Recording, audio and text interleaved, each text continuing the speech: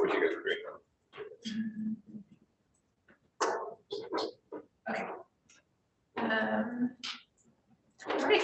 Then here we're calling to order the July 17, 2023 meeting of East Bay Community Energy, AVA Community Energy Community Advisory Committee meeting. Can we please do roll call and establish quorum? Yes, thank you. Member Landry. Present. Member Hugh. Is tardy. Yes. Member Liu. Member Swaminathan. Here. Member Lakshman. I'm here. Member Tyree. Member Pacheco. Here. Member Susan. There you are. Member Susan. Call Member Carr. Member Lutz. Here. Vice Chair Hernandez. Chair Elder. Present. That's really funny. All right, thanks so much for everyone who made it. I know traffic has been a real challenge for folks today. If we could please go to public comment, and I do want to remind folks that this item is restricted to individuals wishing to make comment on EBCE related business that is not otherwise on the agenda. If you have comment on items that are agendized, please reserve it for that time. And public comment will be available for every agenda item. Do we have any members of the public with their hand raised, or have we received any written correspondence? We have two members with their hands raised, and we have one written public comment. Can you, we have a jammed agenda. Can we do 2 minutes? And we'll start with the members with their hands raised. Tom Kelly, recognized for 2 minutes.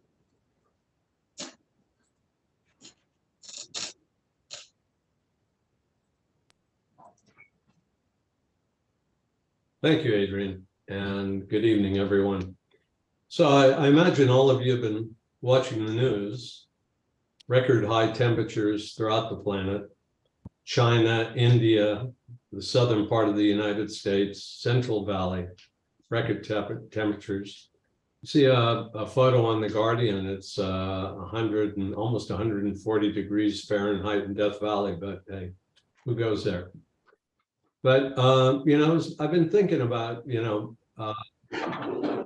my effect on trying to get EBCE to stop contributing to the global crisis that we're facing. And, you know, it's happening so rapidly. It's going to get worse very quickly. Fortunately, we live here in the Bay Area. We get a little fog, we get a little cooling, but the rest of the planet is really suffering from it. So I've been thinking, what are my choices?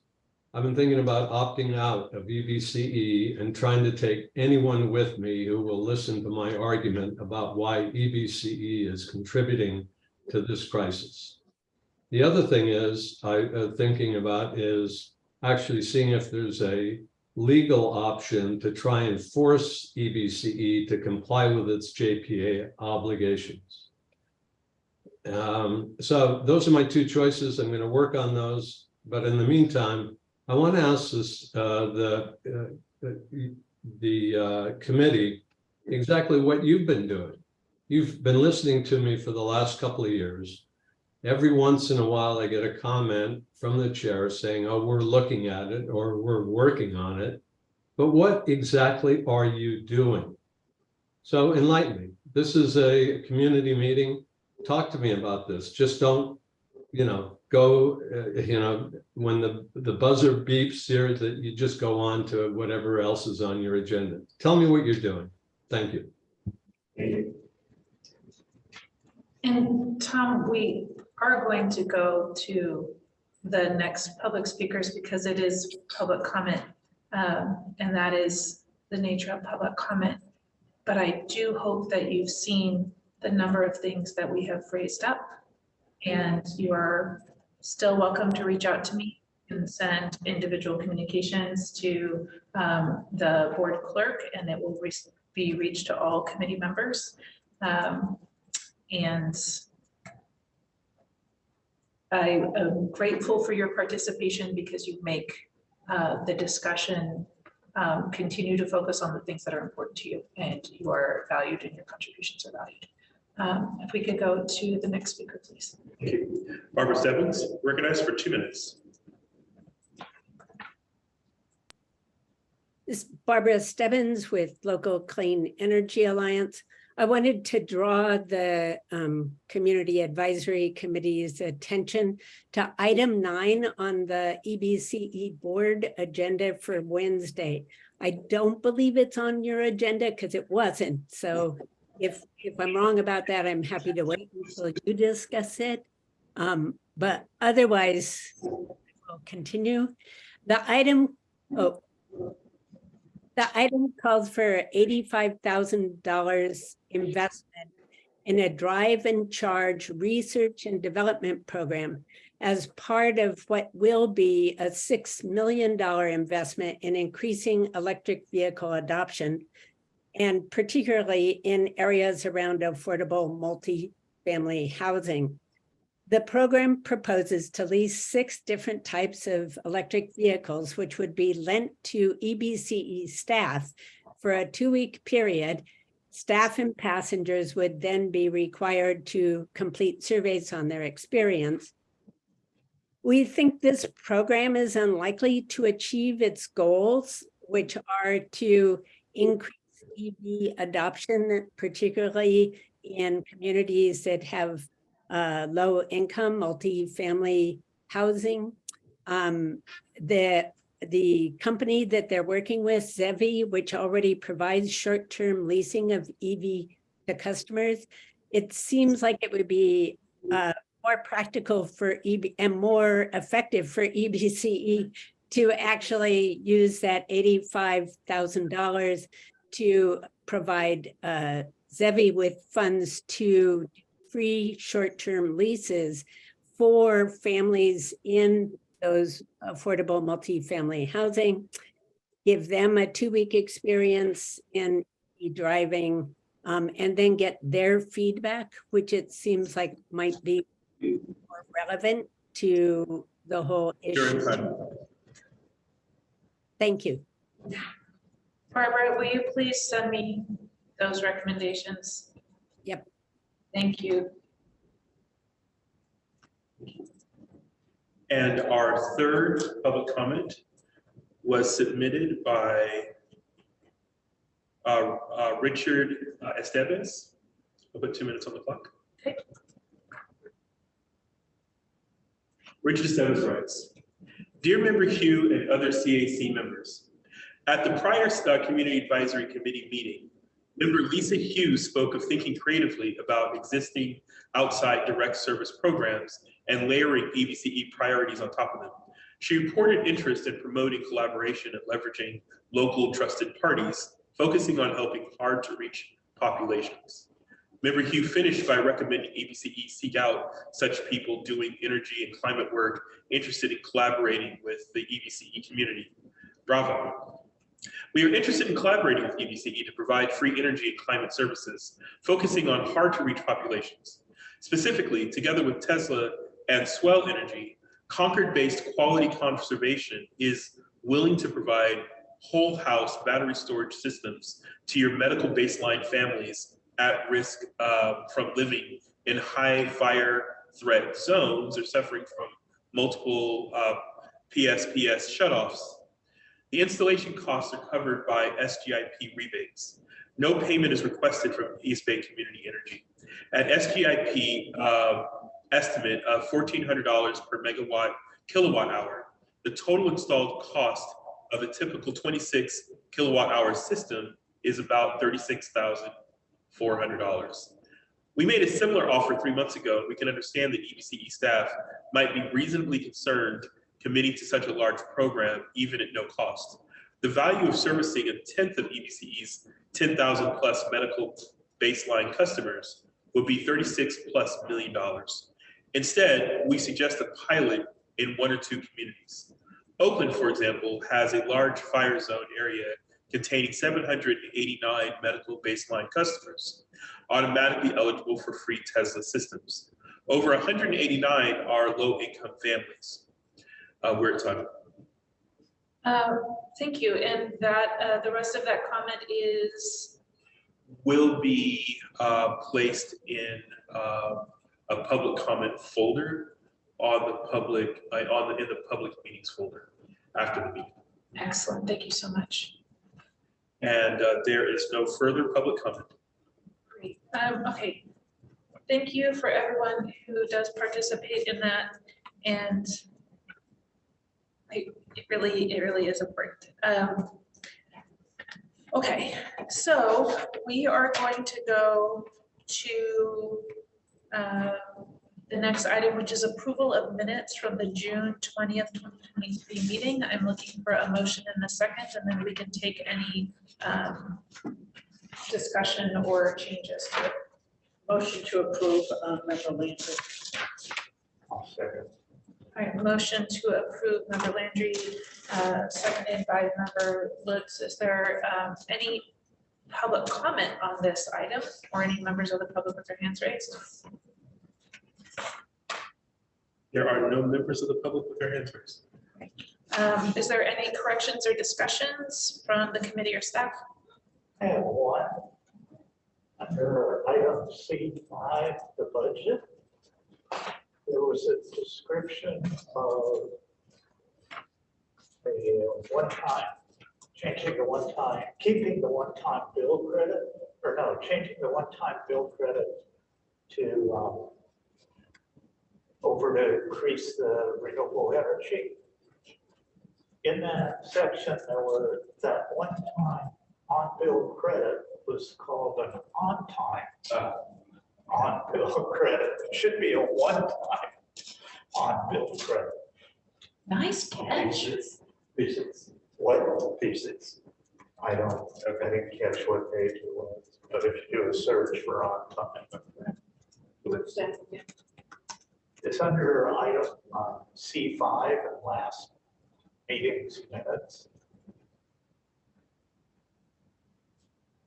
I see. There was when we were discussing at the budget, how at the end of the waterfall, if there's any money left, it was split 50-50. For, Okay, yeah, that's, Anyway, so that's the typo will be noted and corrected. Are there any other amendments? Any of those things can be submitted at any time and they can be corrected for sure. All right, so seeing no further discussion, if we could take a roll call vote, please. Thank you. Member Landry. Yes. Member Hugh, that's not here. Member Swaminton. Yes. Member Lakshmi. Yes. Member Faria. Member Checo. Member Susan. Member Lutz. yes. Member Hernandez. Yes. Chair Eldridge. Yes. Minutes are approved. Excellent. So we will move on to the CAC chair report. I do want to run through what happened at the last board meeting, but first, if Annie is available, we wanted to give you an update on what is happening with the brand identity. So at the last meeting, and then I'll go into the rest of it after Annie is done. The name change to Ava Community Energy with a strong focus on keeping community energy as part of the branding, avoiding genderization, avoiding all of these things was approved by the board. It was a very good and thorough discussion. And so Annie wants to keep the public and the CAC as informed and engaged as possible during this process. So is here to give us a brief update. We do have to be, Hi, because this is a bonkers packed agenda. you got it. Hey, good evening, everyone. This write-up is also part of the CEO report that is going to the board on Wednesday. So it's there for reference as well.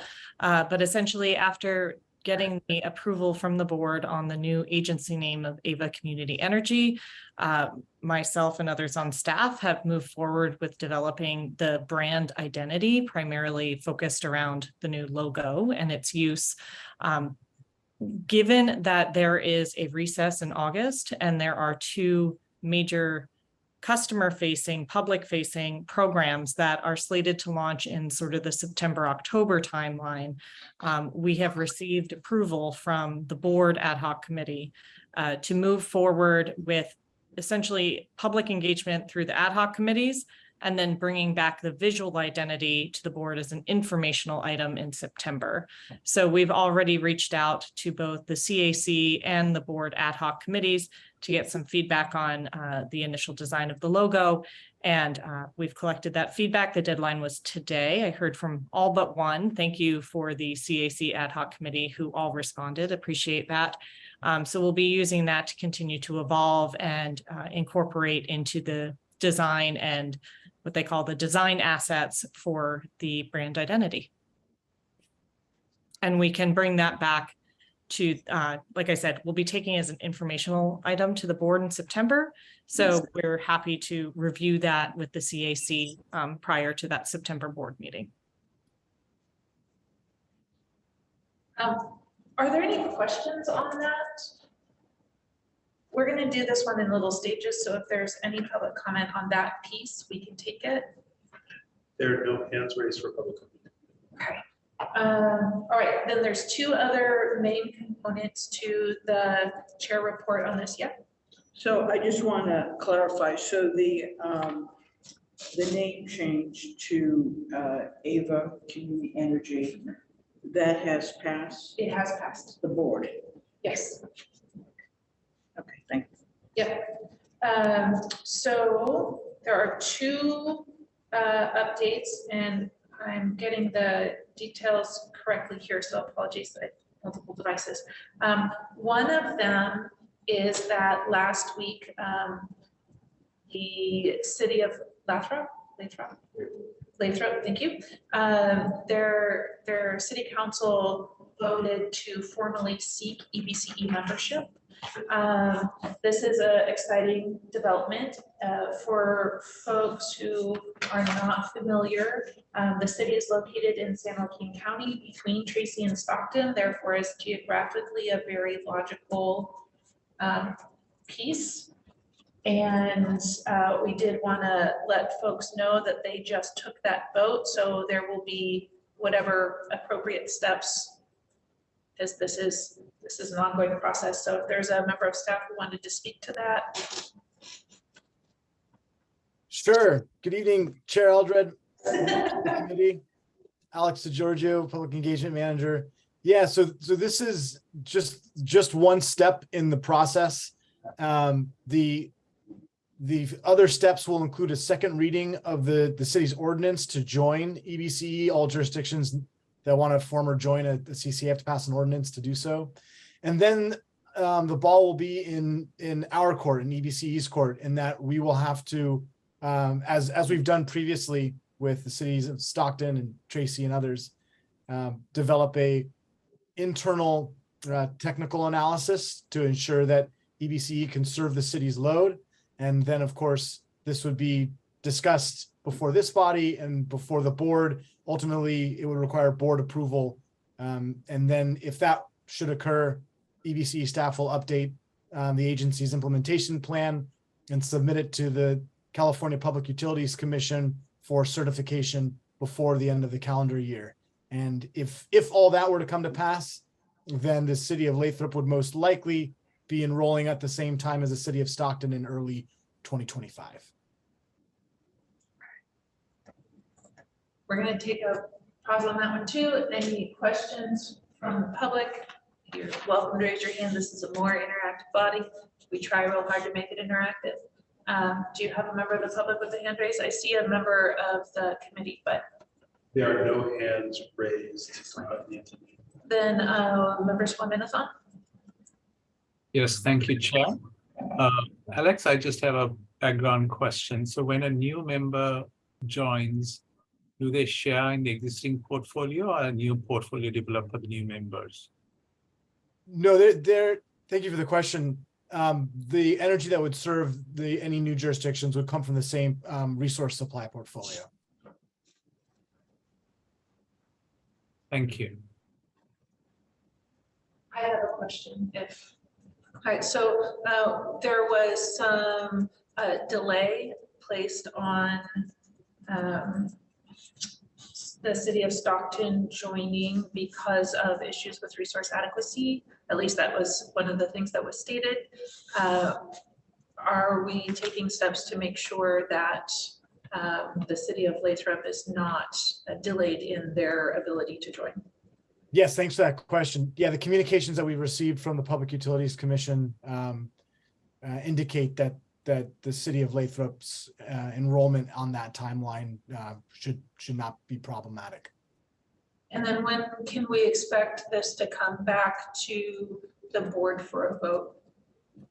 Yeah, probably in early fall. I'm guessing in September or October, in that time frame. We needed to have some room there at the end of the year to do those final steps that I mentioned before.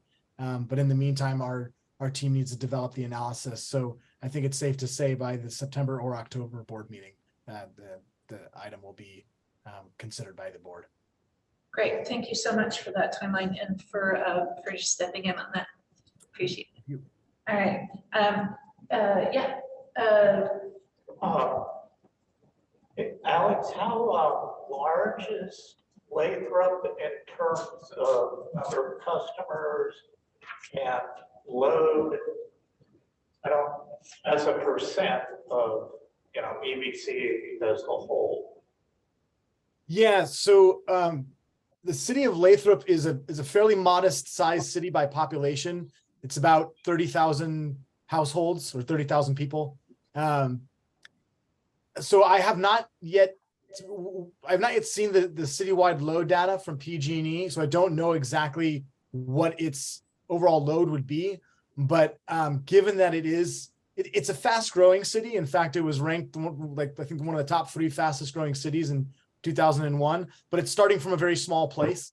So given its size, even with the growth that's occurring, I think its load, I would expect it to be pretty small in comparison to a city like Stockton, let alone our entire jurisdictions, the cumulative load of all of our jurisdictions. So I think it's going to be pretty small, but all of those specific details will be outlined in the analysis that's to be developed. Does it have any industrial or large agricultural loads? Yeah, I think Tesla is one of the largest employers there, and so is UPS. I think like Tracy, it's a big hub for goods, and logistics, and also agriculture. So yeah, I would expect that there will be some load there related that reflects those types of economic demographics. That's what I was going to ask. Oh. Good job. Sorry to take it down.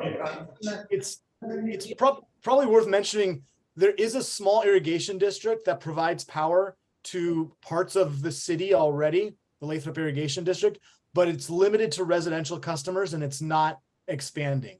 So those customers, I think those are primarily residential customers, maybe exclusively residential customers. Those customers would be ineligible for EBCE service. But again, the whole point of the analysis is to review these types of details. So more info will be coming your way for sure. Member Pacheco, did you have anything else? No, that was good. Great, Member Hernandez? Thank you, Chair. Alex, you know how we have different agencies or cities joining. How are you envisioning sort of the breakdown of the board seat? Do you see, like, even though it's a smaller city or what have you, do they also get a full seat, or do you looking at more percentages? Is that going to be a calculus you have to drive into, understanding how it gets allocated for a board vote, or do you see that changing load or population? Yeah, historically, per the JPA, every jurisdiction gets a seat on the board. There is a provision in there for I guess you could call it a weighted vote, but it can only be used to check previous votes, to have basically to request a revote. And that can be done based on the city's load profile, the size of the city's load profile percentage relative to the total load of the agency. So, unless proposals are made by the board to change that, which no one has mentioned yet, then I would expect that the voting share of any incoming city is going to follow that same precedent. Thank you for that clarification. And we would expect to be working with staff to look at what CEC representation looks like as well. Congresswoman Minathon, and then I'll come back real quick for this. Did you have your hand raised? Yes, I had one other question. So is there a general board policy on expansion? What is the board policy in general on expansion? Yeah, we haven't, the board has not passed a formal policy on expansion, but when we discussed it last fall, the consensus among the board members was that jurisdictions within San Joaquin County would be essentially eligible to be considered for membership. That's assuming that they are interested in it, and two, that they're not already served by an irrigation district. A lot of San Joaquin County is already served by irrigation districts, and some of them are also expanding. So we haven't really discussed, there's no formal policy beyond that previous discussion that was had in the fall about what the landscape looks like in San Joaquin County. Okay, looking forward to the analysis. Thank you. Thank you. Share that out with me. That would be great. Yeah, we can work right now. And then we would like to probably bring up that we should make some kind of policy on expansion. Something that should happen in the future. So when you come back to us, and again, thank you so much for this. When you come back in the fall, it would be great to have included in that data and presentation that you're giving us something around renewable development and storage potential, like what new thing this adds. It sounds like there may also be some opportunities around fleet vehicle electrification and some of those kinds of things.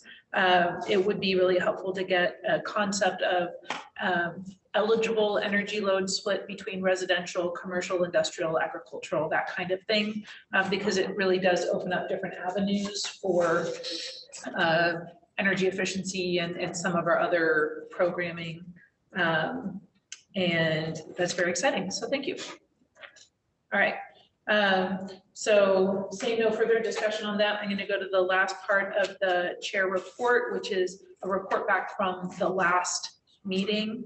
And because some big things happened, it was cool.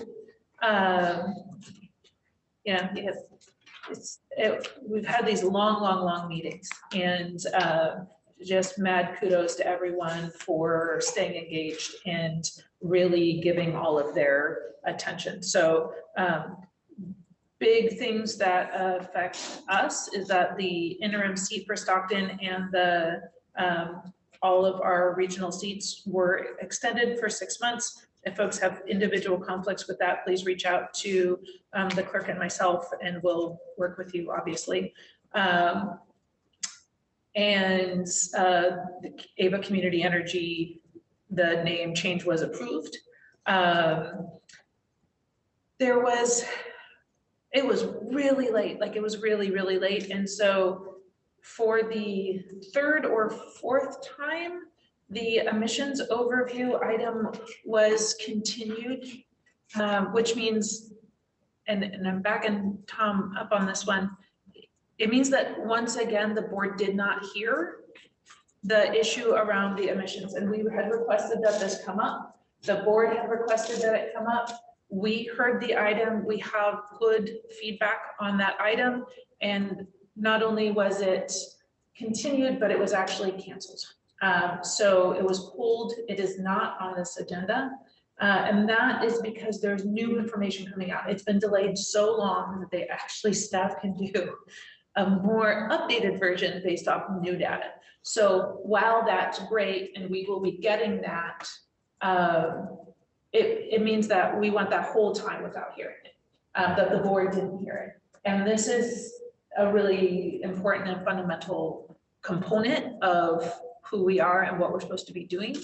And so I will be carrying our recommendations through and requesting that in the new presentation that has not been developed yet, because they're just getting the data, that some of the old presentation is there, and that way we can see a comparison. And so that is still held. And then the other big one was that the budget did pass. And I don't know how many of you go back and listen to the board meetings, but they're good. And the budget discussion was so thorough that it went from, correct me if I'm wrong, around minute 37 to around an hour and 37. Like it was a full solid hour discussion, and staff was amazing. And the board was amazing, and they really had this very intense, intentional discussion. Ultimately, the CAC recommendation did pass. The substitute motion was moved by Member Bowders from Emeryville. And that was, so folks remember, it's to approve the EBCE fiscal year 2023-24 budget, but in accordance with the recommendation of the CAC to change that 50-50 split at the end, so that the one-time on-bill credit that was assigned to the upcoming fiscal year is held in an unspecified pool, so that there's time to talk about what to spend it on, right? That was that difference between $9.94 or $4.19 something, somewhere between $9 and $10 on average per residential customer, or an estimated 14.75 million going to an individual thing. So what that pool is yet is not determined. There will be discussions around it. The thing that came up in the board meeting that did not come up in our discussion that really surprised me was that one-time bill credit of somewhere between $9 and $10 is for the average residential customer. But for larger customers, they get a much larger rebate. So what CEO Chassett said was, for example, for the city of Oakland, this could be around $30,000. So for me, this has raised a significant number of equity issues. If we are taking this thing and bringing it back in relationship to the amount of electricity that is consumed, I am concerned about who this policy benefits. And if it disproportionately is benefiting the people voting on it, there's a public perception issue at the very least, and definitely some equity concerns. And so I've got some issues and some questions around, have we decided, like, is it laid out yet on how we're gonna do this credit, since that's part of this year's cycle, how we're gonna do that in the fall? Has that actually been laid out anywhere, or is that open to discussion? Like, I know it's going to be a credit to customers, but it going out in that kind of way, it raised some issues for me personally, and I would like some more information on that. It does not need to be at this meeting, but at some time coming up, we would like more information on that, because it doesn't seem in accordance with an agency with an equity focus. So that is the update from the last meeting. And then actually, are you able to run through the things that we are not discussing on this agenda? I saw a couple items and just be brief about it, but we'll let you do first. Yeah, we'll do questions on that. You wanna, yep, go for it. I'd like to clarify, I guess is the word. So the emissions item was pulled a number of times. And when do we anticipate that being agendized again? It has been held multiple times because, I mean, they really got very, very late. Like it was very, very late, mostly because of closed session that was happening. So it wasn't anyone's fault. Do we have an estimate from staff on when the emissions item will come back to the board with the updated information? No, I don't have an update on that at this time, but I would point folks to the June budget item did include information about the emissions factor in carbon-free procurement. But I'll have to follow up with you on when a specific item will be brought to the board again on that. Great, thank you so much. We look forward to that. Thank you for the question. Can you also get a clarification? So did you say that the 14.5 million is going to go to a hold account and then continue the debate on how that's spent? And that means it could go back to the original idea of the. It could. All things are on the table at this point, but the recommendation from the board was that instead of splitting it up, we take a look at a way that we can spend that money that would make a tangible impact that folks can see, right? Like most folks can see. Am I remembering that correctly? Yeah. So, but all things are still on the table for discussion. Okay, thank you. And the other part was that it come back kind of soon enough that it can still be executed and not have to get held to other budgets because that can turn into weird accounting. So last question. So like, is that discussion and that direction where the money's going to go, that's going to happen before September or after September? Well, it's not going to happen in August for sure. And then I don't know if there's a timeline for that yet. My guess was that it's not in a hurry. Like that's not going to be in the next 2 months. Okay, thank you. Yeah. Okay, so you have updates from the other items from the agenda that we will not be discussing. Not too many. I think from looking at it, I think we will talk about it as not standard policy. There's something there about the Thrive Mind Collaborative. It's more about HR, environment, about pilot groups and the impacts of learning development and coaching within the organization. There's some consent items, spending more money, I think, but the biggest thing is I think a negotiated extension for the CEO's compensation. I think they're going towards a 6th amendment there or so. That's going to be looking to be discussed at that following Wednesday meeting. It's a significant dollar, so I'm not sure how they get to that, but it's a lot of money. And there is a treasury report showing that over $345 million, I think, in different accounts. And this is Howard's consent item was about 219 received in the lockbox, $219 million in the last 3 months. So for my own clarification, and there's delinquencies there about 34 million over 120 days. So I don't know if there's a policy there about delinquencies. I know there's been a space there for collections, no collections through the pandemic. I don't know if that's changed or not. I'm not privy, I haven't heard those discussions, but with the treasury report, I think I see that now in the compensation agreement for the CEO for another year after 6 years or so. The 2 significant items, but they are on consent. I don't know if Howard wants to speak to anything about the treasury report, but that would be up to him. The numbers are in the board packet that are posted online. So I just took a glance at that with that information there. Then the other one I would want to touch on is the one that Barbara Stebbins talked about during public comment, where we're gonna.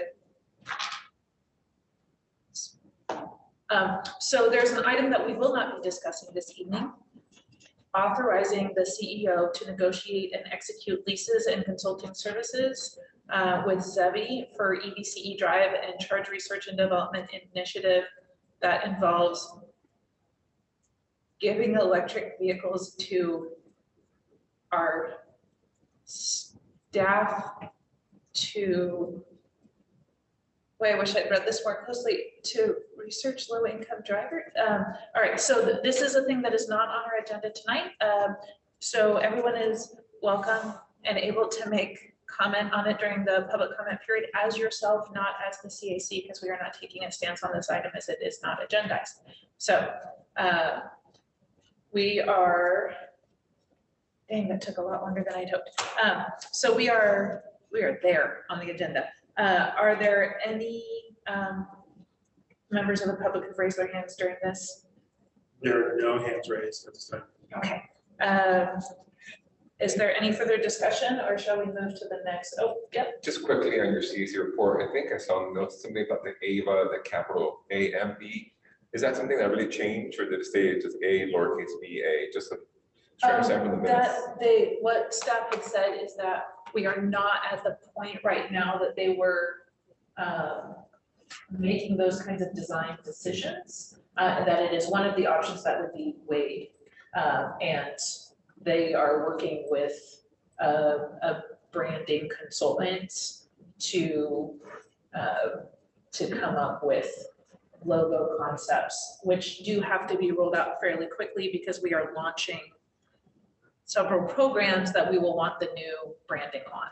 Wasn't there also a member Bowders was concerned about the acronym that could be used, but shouldn't be used, ACE for ACE, and I think he voted against the rebranding from the minutes. So I think because ACE is a current transportation line that connects Alameda County and so AVA Community Energy, that's what that is. and for the board, I gave my feedback around sort of the colors, the scheme, and just getting a better sense of it. I heard we received feedback about the colors and everything else, the branding. So I mean, it looks okay, the block, but to have better options and colors or other elements, be good to see that and see what would that brand block, or a better understanding why they choose certain colors. The ad hoc committee got some information and just provided like, it looks good. I don't see any red flags, but overall there's elements there that could maybe have better options or other options to look at what that branding may look like. So for now, I mean, it's supportive of the AVA Community Energy naming. Just wonder how that brand block might be, and then then that means that Alex wants to change that shirt. Really stands out Community Energy, and I see it's going to say AVA up there, right? So it's going to change. It's already like blacked out the East Bay on there, right? To see Community Energy, which is interesting just to see that dynamic. But I think I need that solar, wind, sun thing back there because if you see more than just the crown, I think they're going to give us. Yeah. Okay. All right. All right. That's enough So about we that. Thank will move into the next agenda item, which is energy prepay. So we have two very substantial items that are action items that are next. And then we have a presentation from member Lutz, who has been meeting with city sustainability staff. And so I'm going to encourage both staff and this committee to listen closely and engage, but recognize that we have a brief period of time to move through 3 items that are really important. So we will ask that the presentations reflect that, and as well as the comments from this body. Okay, go for it. Great, I'm gonna be presenting on the energy prepay item. Adrian, if you can pull up that presentation. Quick introduction. This is our 3rd energy prepay transaction. So to your point, Anna Olivia, on they're wanting to move quickly through this. I'm happy to walk through this presentation, every slide on it.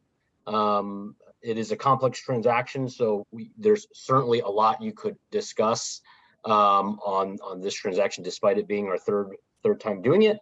With that said, I also don't want to repeat myself if it's not very useful. So maybe I'll just start by asking you, would you like me to run through the entire deck, understanding that some CAC members probably have seen this and some others have not? Or would you like me to answer questions if there are specific questions? How would you like me to proceed?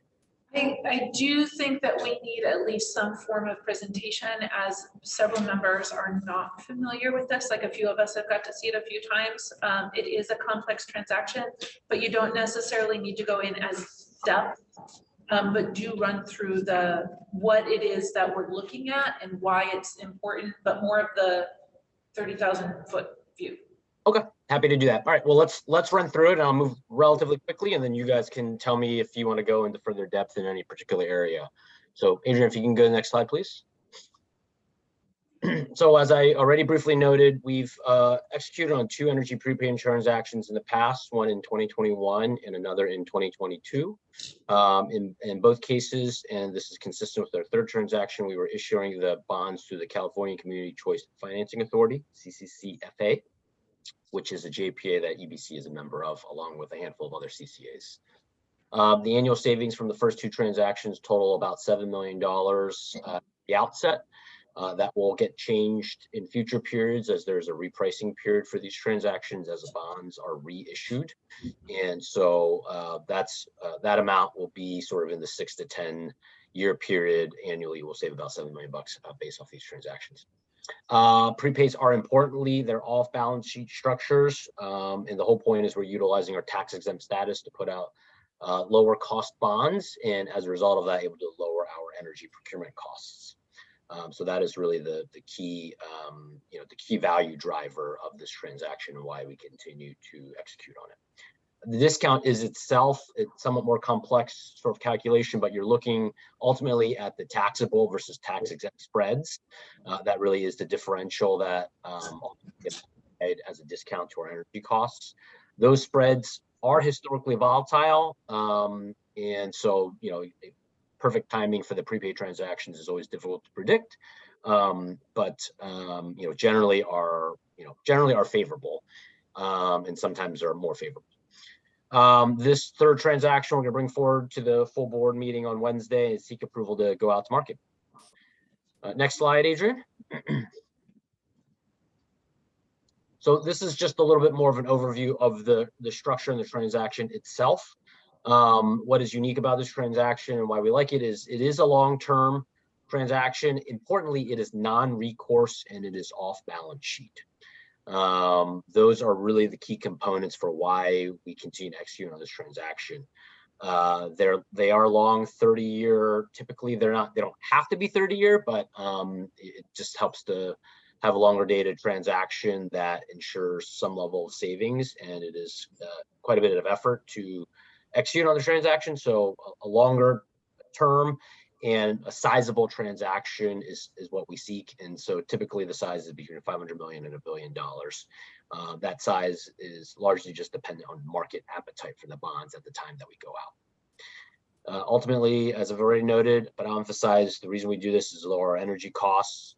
We are able to, with this structure, assign in short or long-term PPAs, power purchase agreements, that we otherwise would be signing anyways. And so we're not sort of sacrificing on our energy selection, which of course is a heavily scrutinized process, and we generally take those contracts to the board. So a lot goes into that decision-making process. So fortunately, this transaction does not complicate that in terms of encumbering our ability to continue to make those energy selection decisions, which is really critical, of course.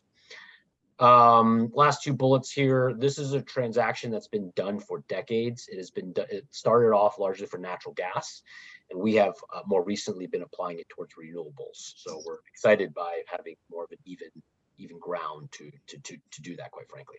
It is codified in U.S. tax law. It is heavily opined by tax attorney. Anytime you're dealing with a tax matter, of course, you want to be very, very cautious. And so we have a very, very large national, well-known, reputable counsel serving as our tax counsel, which is Orrick. Next slide, Adrian. This is a little bit of an eye chart, but just a little bit to capture market conditions and what I was referring to in terms of taxable, tax exempt spreads.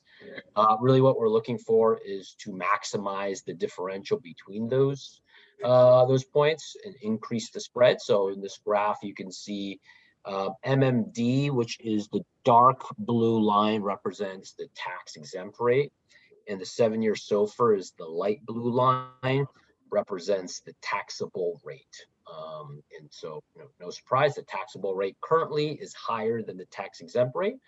and that gray shading shows you the spread. So the bigger that is, generally the better the market conditions are for this transaction. So you can see there's certainly been volatility over the course of the last 10 years.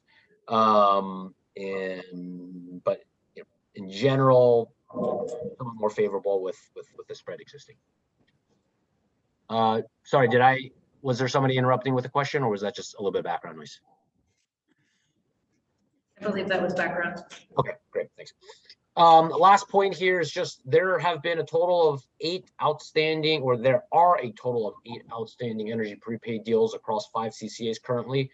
I'm just talking about deals that CCAs have done. Of course, there are many, many others that are, you know, non-CCAs have executed both within California and outside of California, but 8 executed by CCAs. We actually executed the very first transaction. And as I noted, this is of course the third one. There are 2 prepays that are actively looking to go out to market right now, one of which is what we're discussing here for EBCE, and the other one is by 3C. So if both of those get executed, we have a total of 10 active transactions. Next slide, Adrian. This is just a short summary on the first 2 transactions that we did close. The first one we jointly executed with Silicon Valley. We closed that in September of 2021. Total proceeds were about $1.5 billion. Sorry, again, is that background noise, or is there a question I should pause for? It's background noise. If you are not speaking, if you could mute yourself, it would be very helpful. Thank you, and sorry about that. I think the background noise was coming from the room itself. Okay, that's fine. Sorry, no worries. I will just continue forward, and if there is a question, I'll just make sure it's well known. So the funding here equates to about 59 megawatts around the clock for EBCE's portion of it on the first transaction. That bond tenor was 10 years. On the second transaction, EBCE closed that one on its own, so we didn't do that jointly with any other CCAs. We closed that in July of 2022. That was just shy of $1 billion in total proceeds, and that equated to about 75 megawatt around the clock transaction. And that bond tenor was 6 years. And so just really short commentary, the reason the tenors change is because when we go out to market, we're really looking at where the optimal spreads exist. And so that will differ depending on what bond tenor you're looking at. Generally, we look at between 5 and 10 year bond tenors, both to ensure that we have enough runway on the transaction and certainty on the discount that is achieved, but also just because that is the optimal discount that you typically get. Next slide, Adrian. I won't touch on all of this. This has been covered with the board a couple of times, but this is just a list of the various advisors and counsel that we utilize for this transaction. Largely a repeat of what we've done in the past, and a large subset of these entities we brought forward to the board in the June board meeting for approval. And so we're continuing to move forward with largely the same group. There's a lot of efficiencies through a complex transaction like this. And so much quicker to get out to market in terms of the documentation and the transaction process. And we have also negotiated down those fees pretty materially. So there's definitely a benefit in continuing with a similar agreement. Next slide, Adrian. These maybe are getting in more detail than this group needs, but I'll touch on it briefly. The next couple slides just kind of detail some of the various documents that we're actually asking for approval on. So with a transaction like this, there are many legal documents that are signed by both EBCE as well as CCCFA, which is the bond issuing conduit. And so these are the primary documents that EBCE directly signs. The most important one here is the power supply contract, and that's really between EBCE and conduit, CCCFA. You'll see in the next slide, CCCFA and Morgan Stanley, who is the supplier, they have an agreement that is also a 30-year agreement that largely mirrors this one. So that's just worth calling out. The other ones are we sign a letter agreement regarding PPA assignments. So that just details the terms in which we are able to assign our existing PPAs into this transaction. And then number 3 is related, but that's the actual form of limited assignment. So that's the document we have our various PPA sellers actually sign with us and Morgan Stanley to stipulate the limited assignment terms. We also have a project administration agreement that's signed between EBCE and CCCFA. We have a custodial agreement that really talks about the various cash flows. And lastly, there's an MOU, a memorandum of understanding, that stipulates that if most of these fees are contingent, but one of which is not, is the Moody's fee. So Morgan Stanley EBC would share those costs if in the unlikely event that we didn't actually move forward with the transaction itself. Next slide, Adrian. This one is a set of documents that we're summarizing that CCCFA signs. As I noted, the prepaid agreement largely mirrors the power supply contract. Other important documents, the repricing agreement talks about the terms for when we go back out to market to remarket the bonds in that sort of 5 to 10 year period. There's a trust indenture that represents the bondholders' rights. There's commodity swap documents that largely have a neutral economic impact. Parent guarantee, front-end custodial agreement, probably don't need to go into those too much detail. Next slide. If people really want to read a document, I would recommend this document, the preliminary offering statement. This package, this item is about 500 some pages, so there's a lot of paper to get through.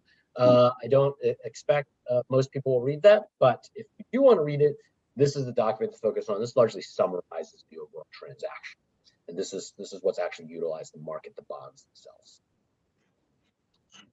I think last slide, Adrian, is next. Yes, so this is just a summary of the approval that we will be seeking from the board on Wednesday. Authorizes us to sign the various contracts that I just briefly covered, and also gives us the explicit authorization to actually execute the prepaid transaction and a notional amount up to $1 billion, with a minimum savings of $4.50 per megawatt hour. We do hope to exceed that, and in prior transactions we have, but it sets a floor for us to actually execute on a transaction in this case. There is an appendix section following this, which kind of has some boxes and arrows and some more details on the structure itself. We've showed that probably 20 times, but that's been over the various transactions. So certainly happy to take questions on this section as well. It's a little bit more of an introduction section, but is mostly there for reference. So I will stop there and take any questions. Thank you, Howard. That was awesome. You managed to get into lots of details and also go through it fairly quickly, and I really am grateful for that. So first, we're going to go to public comment on this item. Are there any members of the public with their hands raised, or there are no members of the public with their hands raised at this time. Did we receive any written correspondence? We have not received any written correspondence for this item. All right, are there any members of the public in the audience? No? All right, great. So with that, we will close public comment and go to questions from members of the CAC. Member Pacheco. So thank you, Howard. Sorry, I was trying to listen and take notes, and you were going faster than I was. But but yeah, thank you. Just to for my clarification, so the $2 to $3 million per year expected or hoped for savings, it says for the initial term. Is that for the full 30 years, or I guess what I'm asking is that the initial term is that full 30 years or a part of the?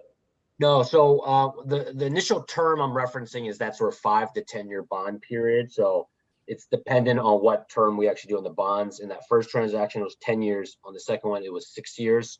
I don't know what it will be for this third transaction, but that discount of, in this case, estimated at sort of $2 to $3 million is locked in annually for that initial bond term, whatever it ends up being.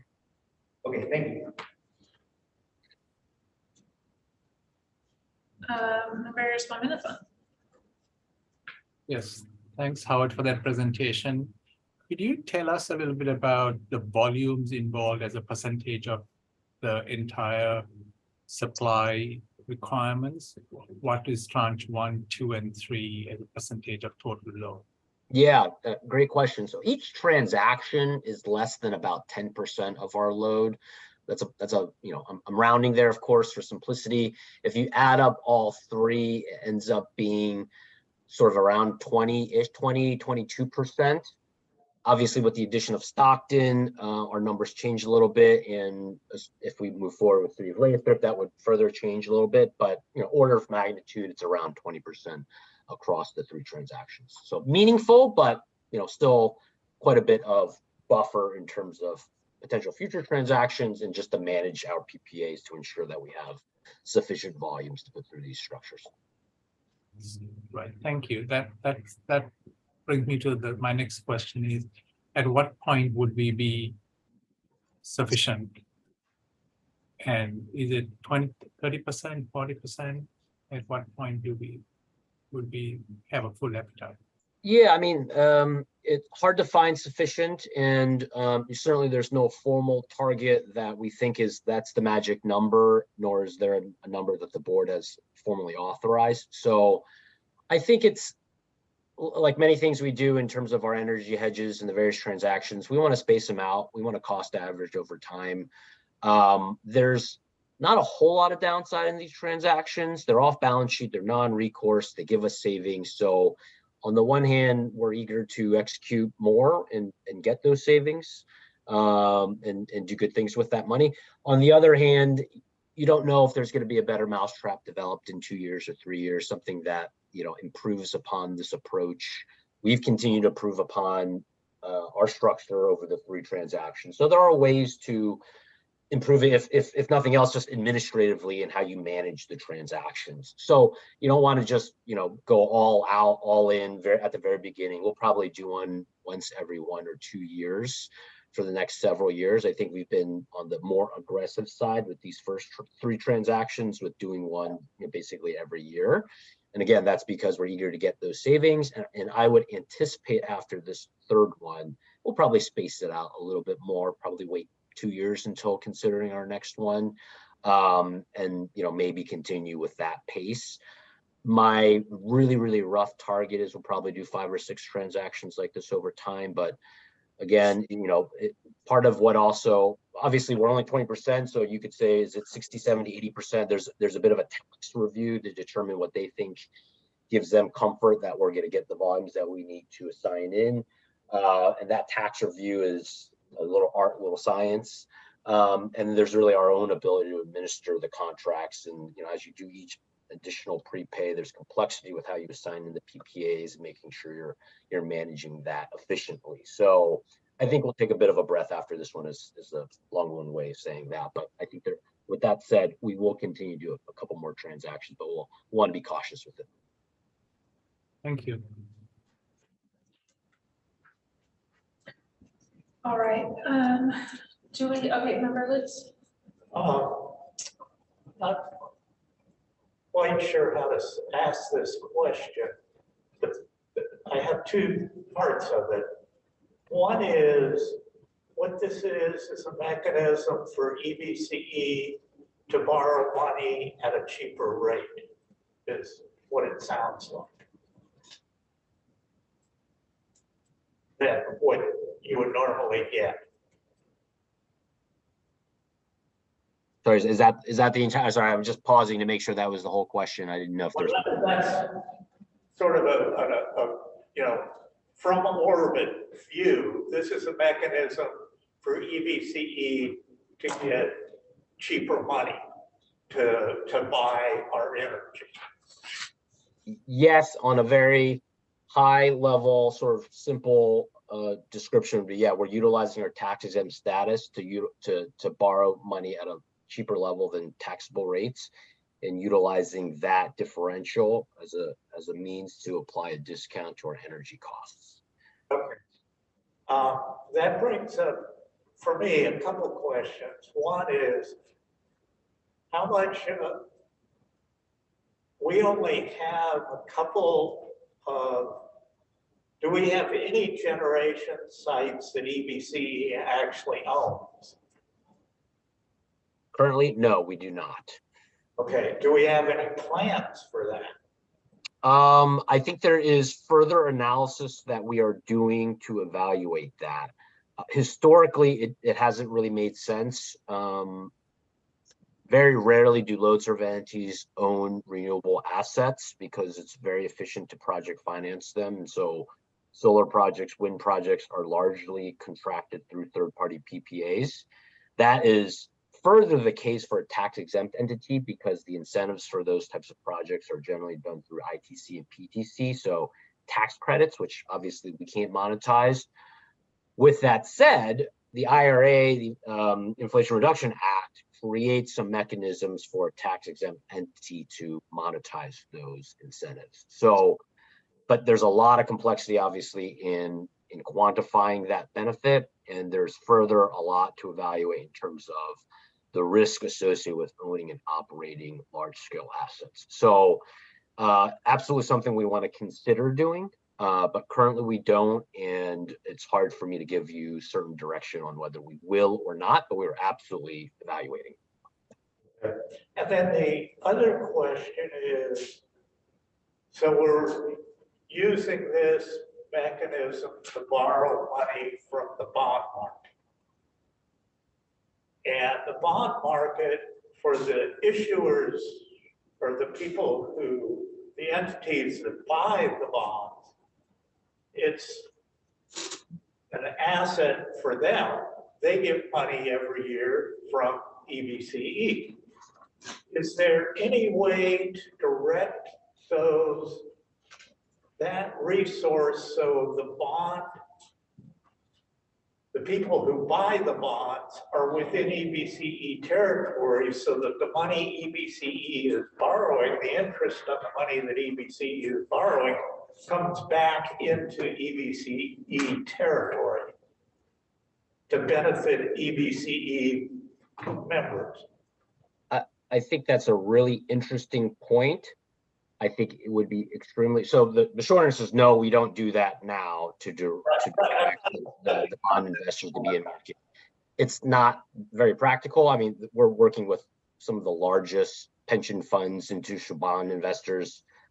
I don't think there are any nationally sort of accredited large institutional bond investors actually based in Alameda County. We're San Joaquin County for that. Yeah. You know, we're talking about, you know, entities like Vanguard as an example. You know, obviously all of these large entities are based somewhere, but I'm not aware of any being based in Alameda County. And these are, you know, there's half dozen, a dozen, you know, investors of this type in the world. Right. I mean, I'm not saying apply it this time. I'm just thinking of asking you and other people to consider. I mean, Alameda County is fairly rich. We've got a lot of money here. It seems like instead of sending interest payments to other parts of the country, we should at least send them to EBCE territory. Yes. That's a discussion for another time, but I want to bring it up, the idea up for future discussion. Okay, I'm done. I'll shut up now. You know what I mean. Oh, dang. Thank you. Yeah, but it won't happen tonight. I do have a question. Yeah, Member Hernandez? Thank you. I appreciate the comments by Member Lutz to reinvest in the area and its residents. I mean, I also want to look at how does East Bay Community Energy invest these savings, not only to procure any energy, but how do they partner with the state to build the infrastructure we need to really build solutions in the counties that we serve.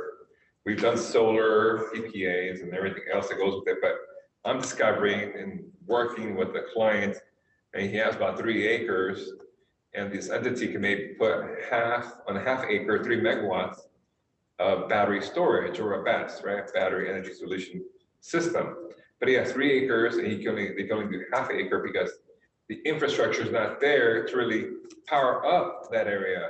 And the lines that are around can only take up to 3 megawatts.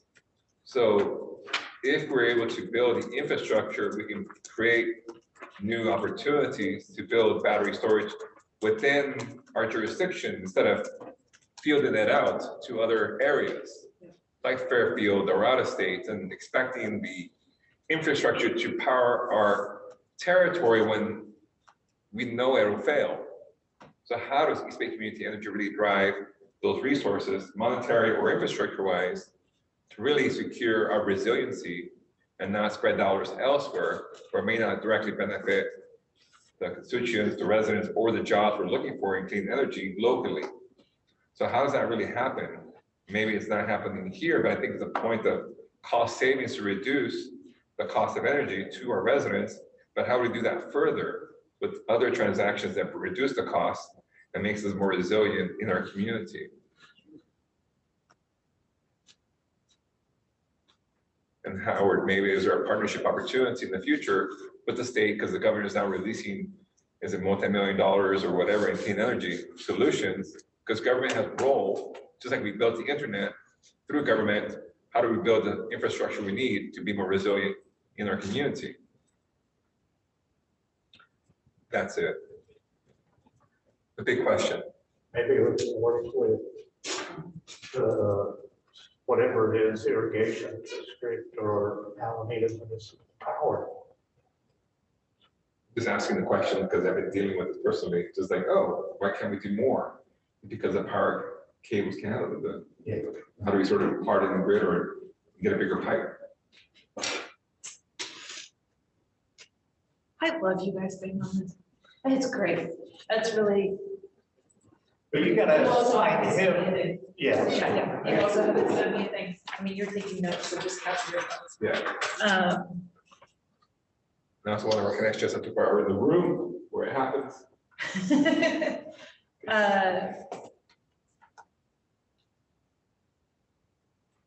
That's really, Sorry, are okay, you so looking for me to respond to that, or was You're that more of a general comment? About the space, so if you have any response, I appreciate it, and I can go back. I don't have much of a response, to be honest. I'm not sure how it was necessarily directly related to the energy prepay topic. So It relates to the cost savings that we're receiving and what we do with those monies as an agency. Yes. so just to focus a little bit, the action that staff is taking to the board is to authorize moving forward in executing a third, oh, you have it written out, in executing a third energy prepayment transaction. Correct? That is the yes. question that is going to the board. So I would be looking for a motion or a recommendation to take to the board, which could be do this and also consider these things. I'm looking forward to. You're looking at me, I can tell. Okay, I move that we approve this proposal with the addition of asking the board to direct staff to consider ways to benefit investors within EBCE territory. Second the motion.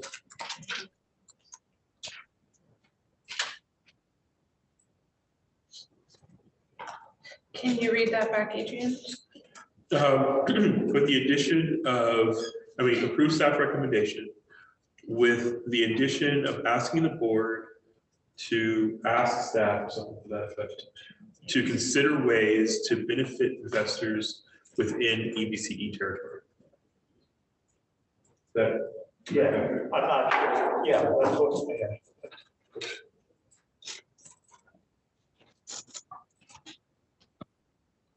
Okay, the motion was moved by member Lutz and seconded by member Pacheco. And we will now go to discussions on the motion. Yes. Yes. Member Langy, Um, I see you. I like both of the ideas, Member Lutz and Member, our Vice Chair Hernandez. And I wonder if we should add to that motion, what you had mentioned, reinvesting some of those savings within Alameda County. You know, is that, I don't know if you'd like to. Yes, I think we're beyond the dollars, but also these dollar savings, how do we sort of bring them forth towards infrastructure improvements Yes. in the district? So we have these cost savings, so now we're benefiting Well, so- financially. Is that a friendly amendment or is that a different motion? Unfortunately, I think it's different. We can do another motion at the end of this, so that's okay. So, Member Swaminathan? Yeah, I'm not sure why we are tying different aspects to this amendment, this proposal. This proposal, I thought, was to lower the cost of power, which will then be passed on to the customers.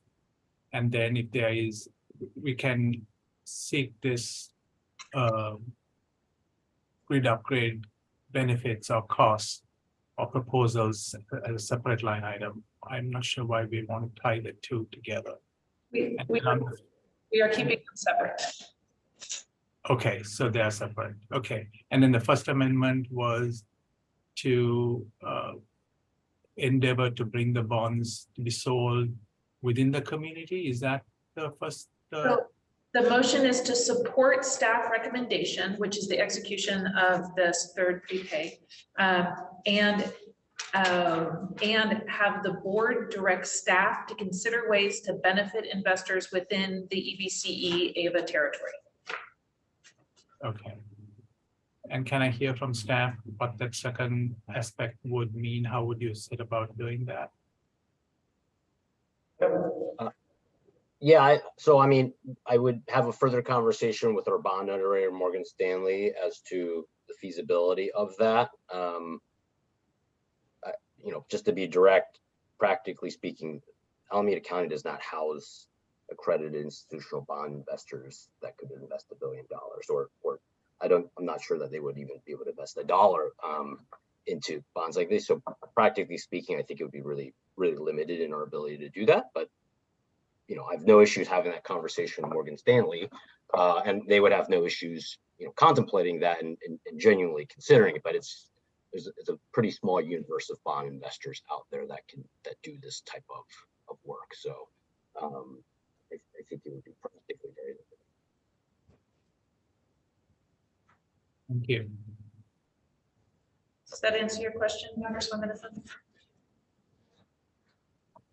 Yes, it does. Yes, it does. Thank you. Okay, so hearing that and looking at timing, yeah, we're doing pretty good actually.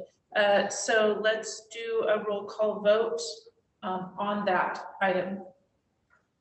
On the motion and second to support staff recommendation and have the board direct staff to consider ways, not find them, but to consider them, to benefit investors within the EBCE AVA territory. Orlando. Yes. You.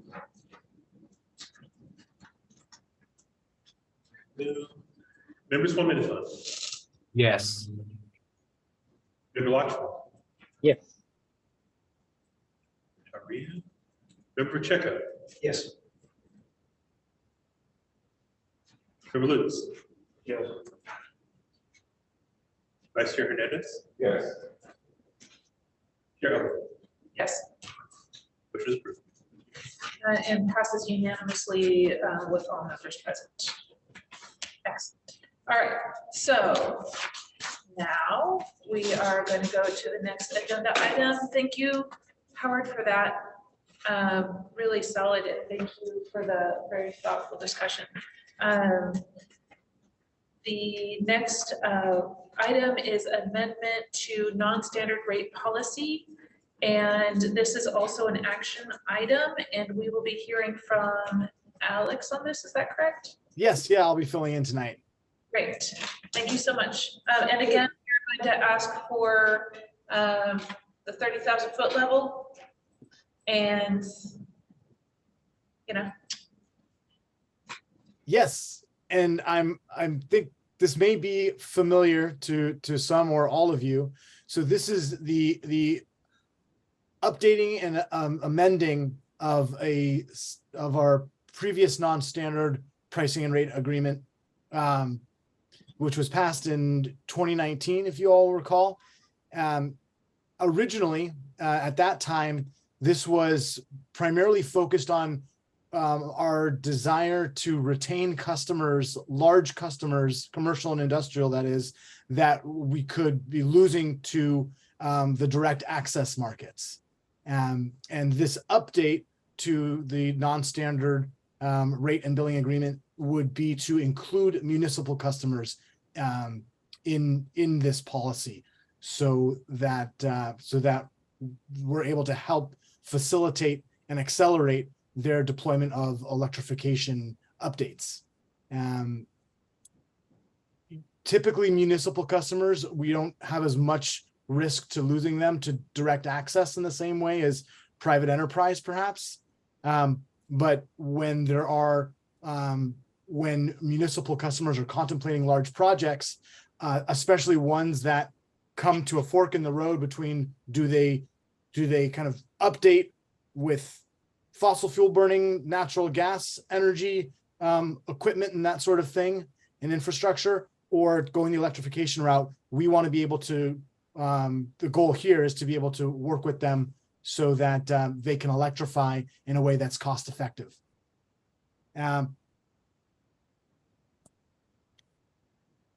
That's the 30,000 level view. you're so good at that game. That was so fast. All right. So did folks catch that? Was that enough detail to understand what it is that we're doing? Do we need more than that? So, what here's, well, do you want to? Go for it. Okay.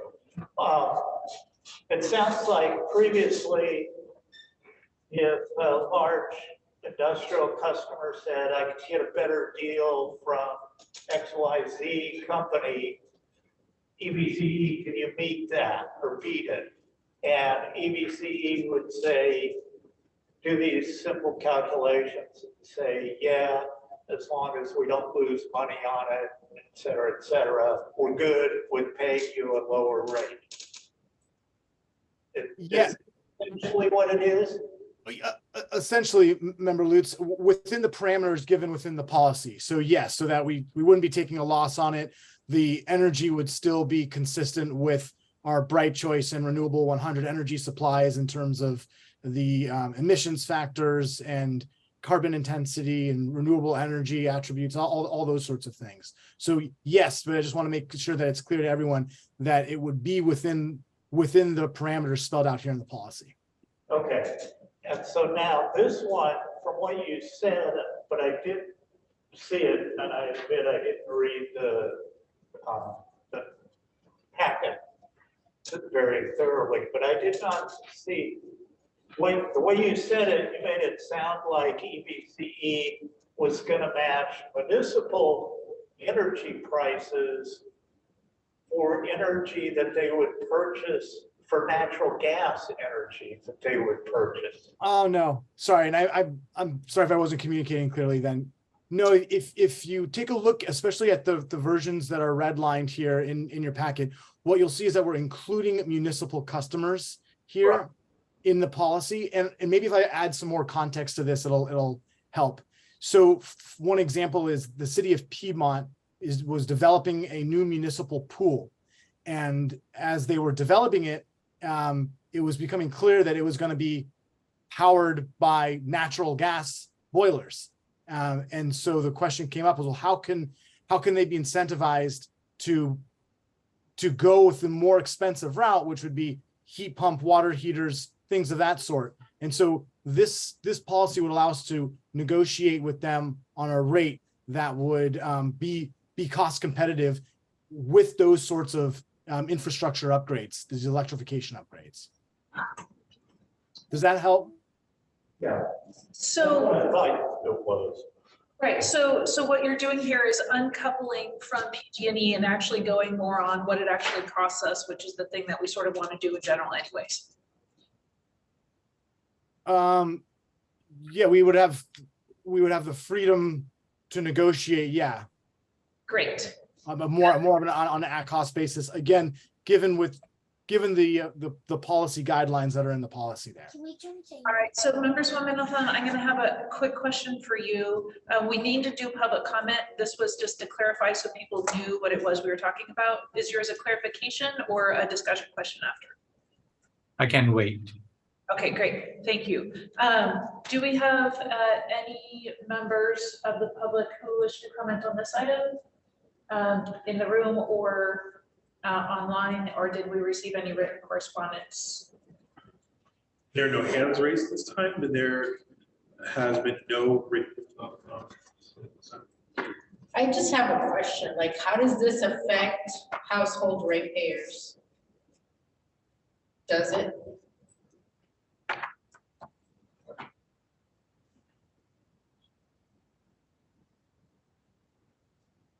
Alex, did you hear the question?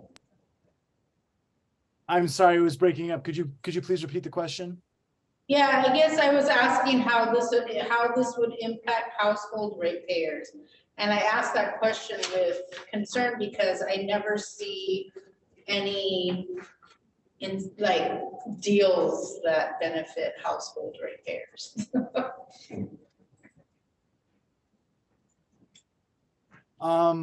How would this affect household ratepayers? Well, by retaining large loads, municipal, commercial, or industrial, that helps EBCE maintain the competitive advantages that we have and to be able to give the discounted rates that we give to households. So in that broader sense, this would be supporting the rate discounts that our customers receive.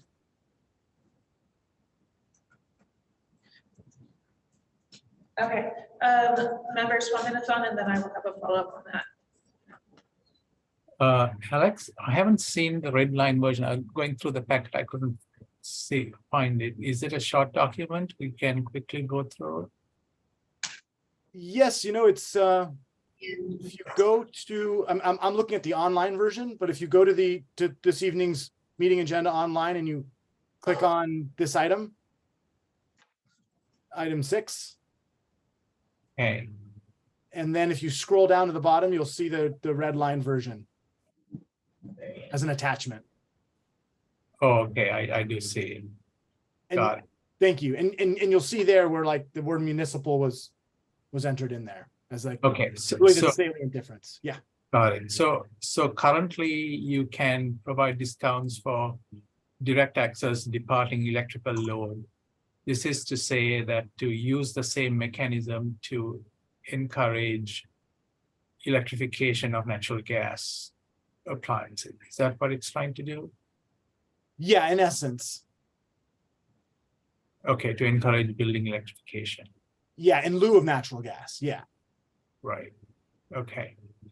And the way to evaluate that rate would be the same as for other departing load rate mechanisms. Yeah, and those provisions are there in the agreement. Like rates must be cost-based, they must be in line with current service options, in terms of the resource composition, and the rates have to be designed to achieve contributions to EBC's fixed costs, reserve margins, programs, etc. Okay, all right, very good. Thank you. Yes, thank you. All right, thank you. Member Woods, did you have I just wanted to support what you said earlier about this is calculating what EBCE or AVA community energy rates should be independently of PG&E. Yep. And so this may be more of like, at some point, maybe we should apply this to all our customers. But right now, it's only the municipal beneficial electrification customers. I think you could look at this as steps in that direction. Yeah, that's what I want to say. And encourage further steps in that direction. Yes.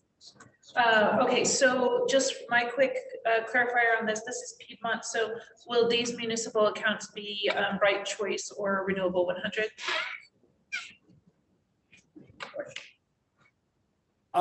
That will be up to the city. I think they've already opted up their accounts to Renewable 100. So then the only thing that I would do is make sure that we aren't shifting more of the kind of, because it's not 24-hour, because really 24 hours is not practical in most cases, just not, that we aren't just shifting additional carbon load onto the Right Choice product.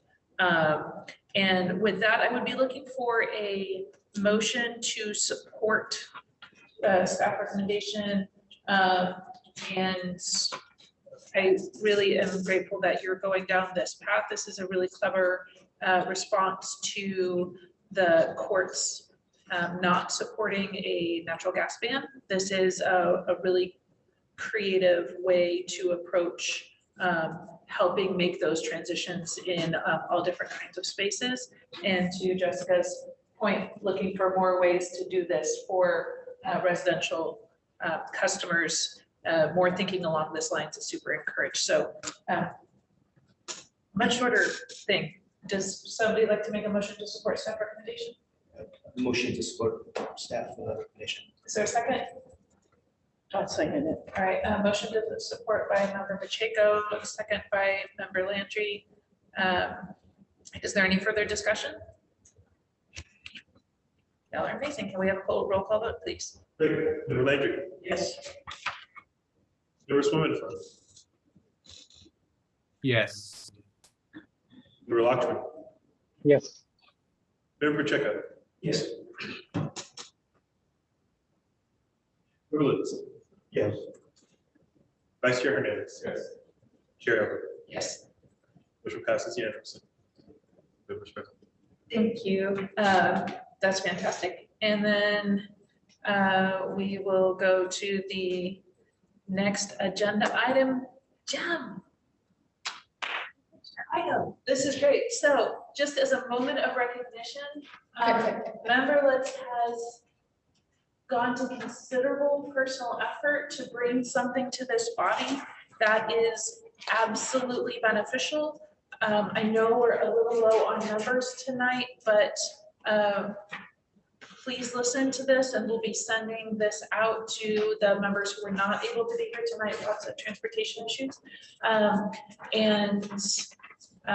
Thank you. So Okay. For the members in the room, there is, I believe there's a hard copy. right? here's a hard copy for members in the room. Okay. So all the cities in Avon Community Energy Territory have climate action plans. And some of those cities are even on their second or third version. When I applied to be on the CAC, I wanted to support the integration. I wanted to get EBCE resources to help support the city climate action plans and make sure that was done well.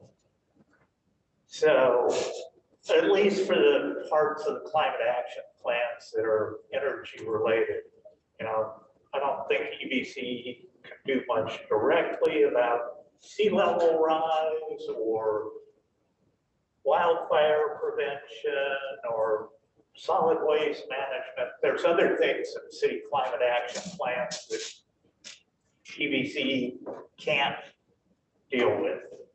But many of the things in the climate action plan are like cleaner electricity, electrify municipal buildings like we just talked about, electrify city fleets, electrify private buildings, electrify private vehicles, develop resiliency centers, things like that.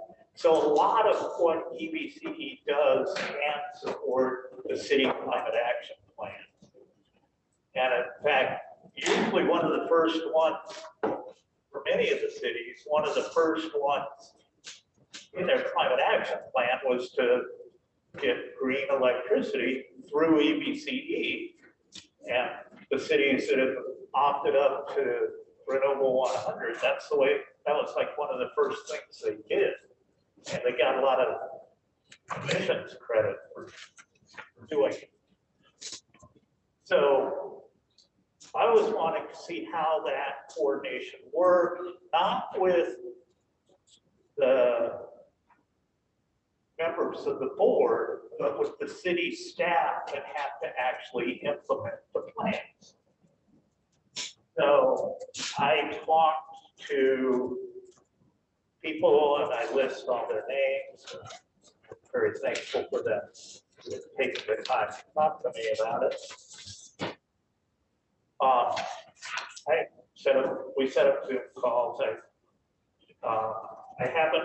I've reached out to all the cities except Piedmont, Tracy, Union City, Livermore, and Stockton. I haven't talked to staff from those, but from all the other cities I did. And the operations staff of Alameda County.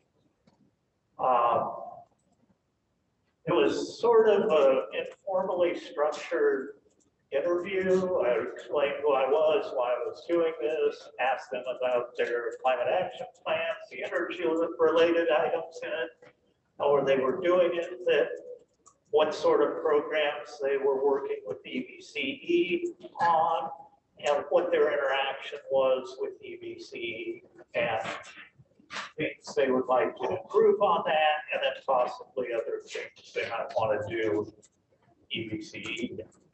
And I let them know I was a CAC member, so I didn't actually have any direct control over EBCE actions. So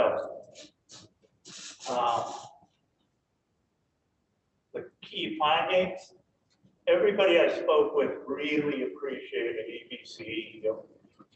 And many of them specifically stated that EBCE staff are responsive, they're knowledgeable, they're helpful, experts. Quotes like staff of EBCE are impressive. One person I was comparing working with EBCE rather than PG&E and said getting a concussion is better than working with PG&E. So they pretty much generally really had positive things to say about EBCE. The other thing that I knew, but it was really hammered home in the discussions, was how diverse the cities in the EBCE territory are. They're all different sizes, they're all different wealth, they're all different vintages of building, what industry is there, what the major loads are. So that, and then there's things like timing cycles for the city budgets, how to get things done in the city. Those are different for different cities too. So, and then also the climate action plans were diverse. They had different ambition levels and different, what they wanted to do. It varied partly because of this, what the building stock is, what the demographics of the city were, but also sort of the historical, political character of cities too, of how hard they wanted to push, how fast they wanted to move. That varied a lot. The EBCE has a monthly meeting with these staff members. It's called the Municipal Alliance. They call them municipals. They're EBCE, I think, Alex, you host those meetings. Yes, we call them our municipal partner meetings. And that's where most of the city staff find out about these EBCE programs. So the shortcomings, there were some that were very widespread. And what I heard from nearly every city I spoke with was the desire for more collaborative planning and preparation for designing the programs. Comments on that were things like the big picture aligns, but actual rollouts are not co-designed. Sometimes there's not enough emphasis on working with cities to design the programs. EBC doesn't get enough input from the cities early enough, so that the programs, instead of creating programs with cities, they're creating programs for cities. And some of the programs caught us by surprise. There was no chance for feedback. They didn't hear about the programs until they were fully baked. So that's part of what I was hearing in various forms from nearly everyone I spoke with, or nearly all the people I spoke with. Another common theme was that the EBC programs are not as flexible as the cities would like, that they're sort of take it or leave it sort of design.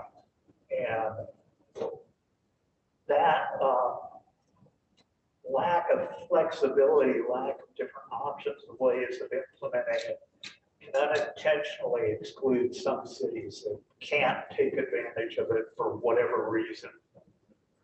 The programs, the cities are different, and a program that will work for one city might not work for another city for a variety of reasons. Another request that came up a few times, was for a longer term perspective on what EBC is planning next for programs. Somebody asked, what's the 5-year plan? Part of this is sustainability managers, even though they're within city structure, they don't always have a good connections with the mayors, the other departments.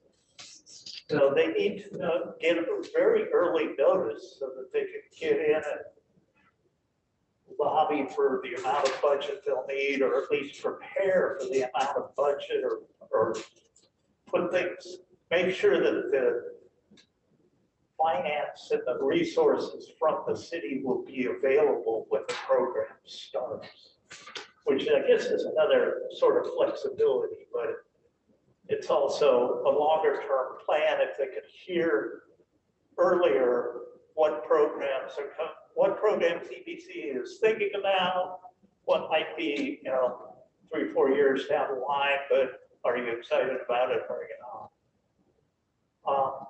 Several of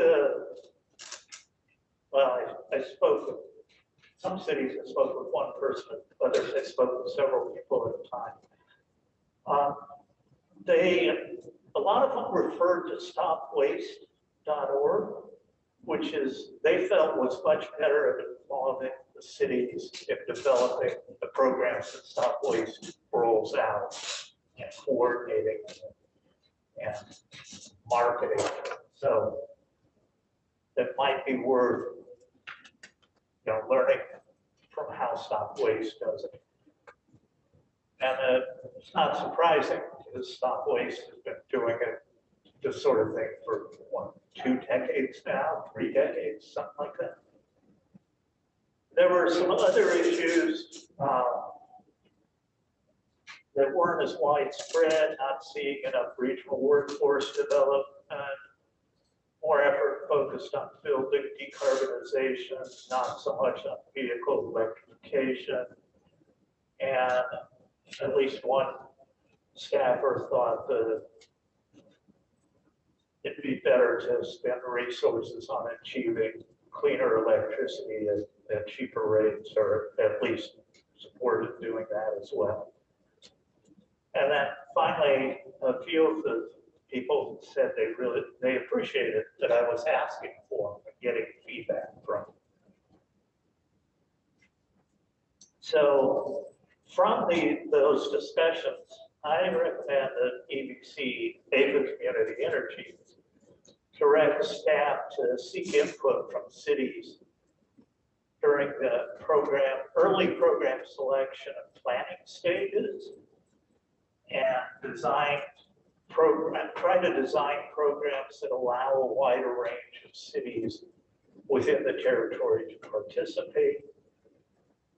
And then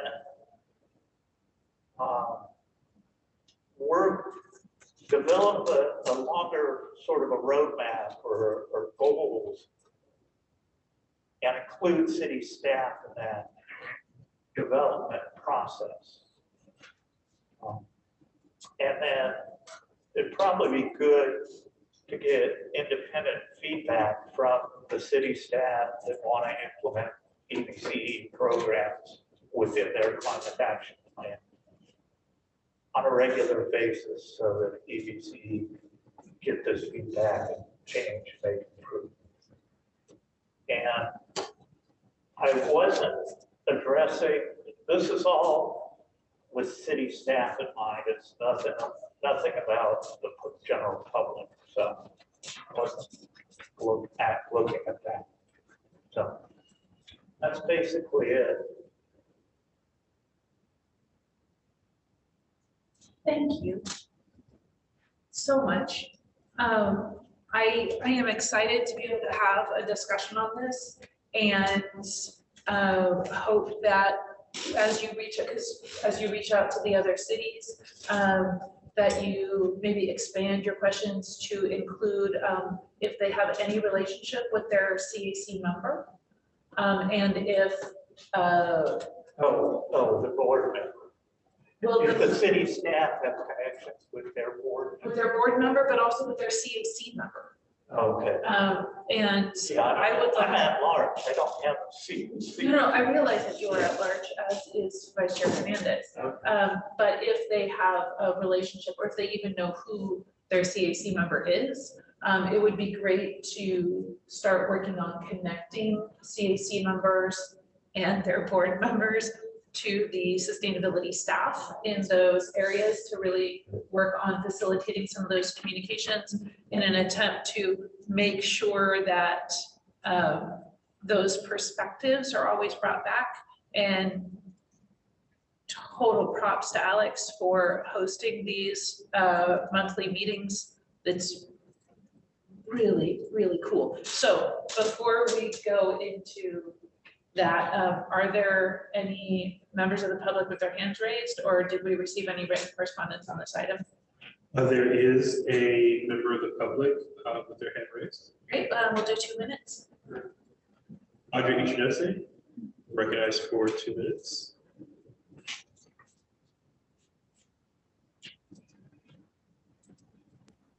Thank you. Audrey Ichinose, East Bay Clean Power Alliance. I really want to thank Jim for this taking the initiative and trying to see where there could be a much better, more efficient and effective meeting of the minds between the communities, the municipalities, and the staff. And I wanted to say that, you know, one of the ways that maybe staff can approach this, or I think it would be in the staff's bailiwick, would be to maybe try to adapt the board retreats to include a wider grouping, not just board members, because actually the last two have been pretty interesting. The first one, I wasn't able to attend. The second one, which was on analytics, but the other one was on the legislative and regulatory report, and that was really interesting. It afforded the public to ask questions about, the actual nitty-gritty processes that EBCE staff undertakes. And really, they could benefit, both sides can benefit more from much more contact, much more broader engagement. So anyway, thank you, Jim. And I thought that was really terrific on your part. and there's much more can be done, but it's good to see that there is abundant goodwill on both sides. Thanks very much. Thank you, Audrey. Jessica Tiller? Yes, yeah, thanks, Jim. I appreciate your summary too. I was able to read it here. And I do think, and thank you for all this work.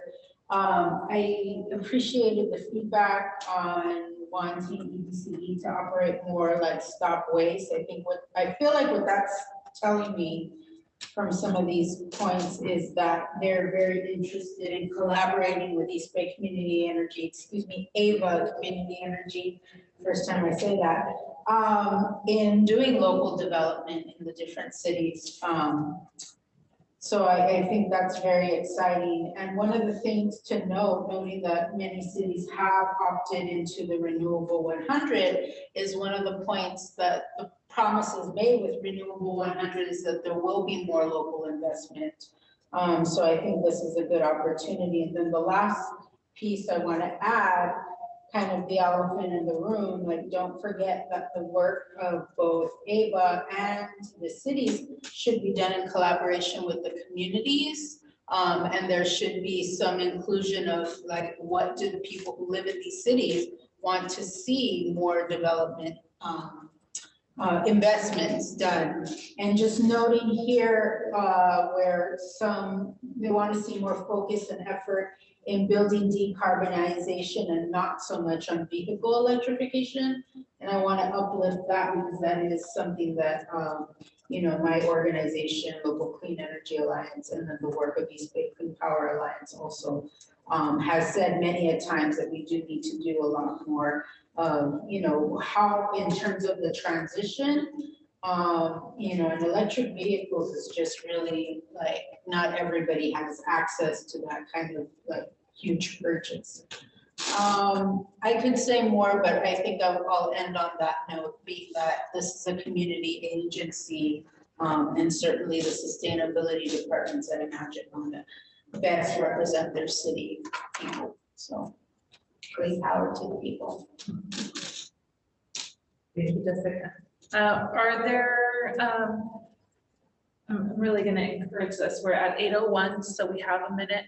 Like we'll be wrapping here shortly, but are there particular questions that you have for Jim or things that you would like to see developed or feedback that you have after hearing the presentation?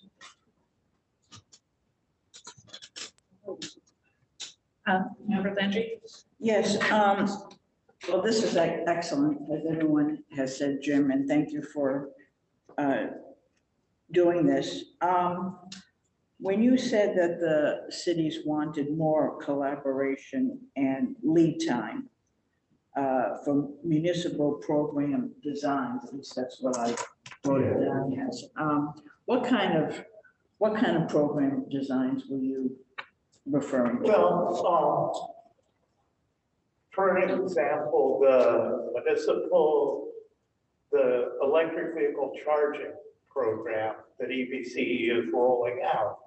There's parameters about how many chargers they want in a public lot, which makes sense from EBCE point of view. It's easier to do them in big chunks. Some of the cities don't have big city lots. It doesn't make sense to do it in chunks of like 20 chargers. That's just one example, but there were lots of things like that where it makes sense for some of the cities. It certainly does. But other cities, the way the program is set up or rolled out at first doesn't make sense. It wouldn't work for some cities for whatever reason. And the cities are very different. So That's an example of where collaboration is. Yeah. So when ABC is preparing a program to give the city's input much earlier into the design, I mean, whatever, as much as possible, and seek their input earlier. is the main message I got. And I'd like to add a comment, my own comment, Chair. And that is that I know Tom Kelly talks about this at every meeting. And I do support 100% renewable energy. And I wonder tonight with this policy, we approved, the previous item on the non-standard pricing rate for municipalities. If in staff's discussions with the cities and in their climate action plan, could we be more collaborative in that, area in terms of their programs and in terms of what they need, I didn't, other than the distinction between 100% renewable and the right choice, we didn't talk about rates at all in these discussions. Right, but Yeah, it certainly makes sense. Thanks.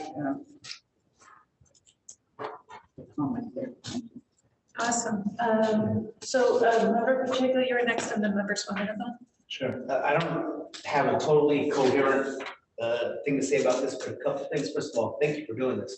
I think this is great. I've been a CAC advocate for a long time, and when a major reason why I was an advocate was I saw the cities working together in partnership to do local build outs and all kinds of different innovative programs, besides just getting bulk discounts on renewable energy.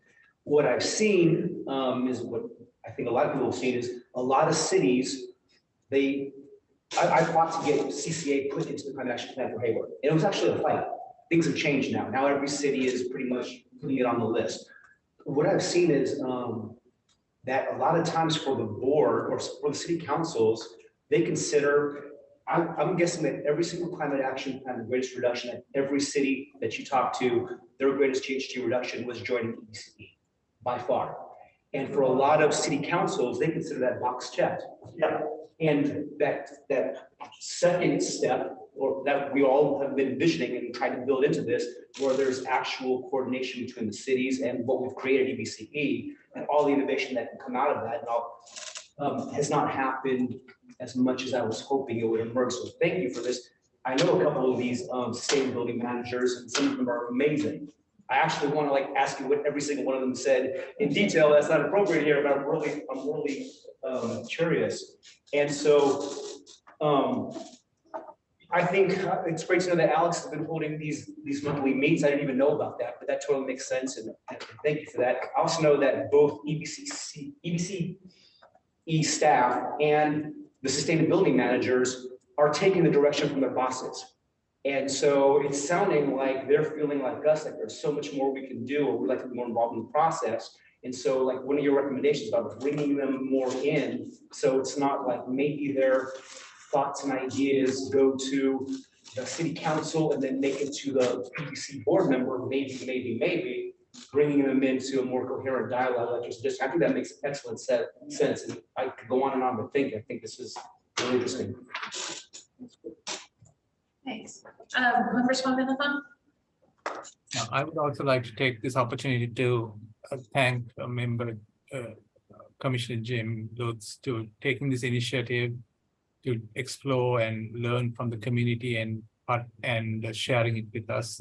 Much appreciated and valued. I would also like, when you finalize your thoughts, for the staff to kind of give us a presentation on ways you engage and plan to engage with the city staff in the future, or in the currently, and your plans for the future. Thank you. Alex, do you want to respond to that?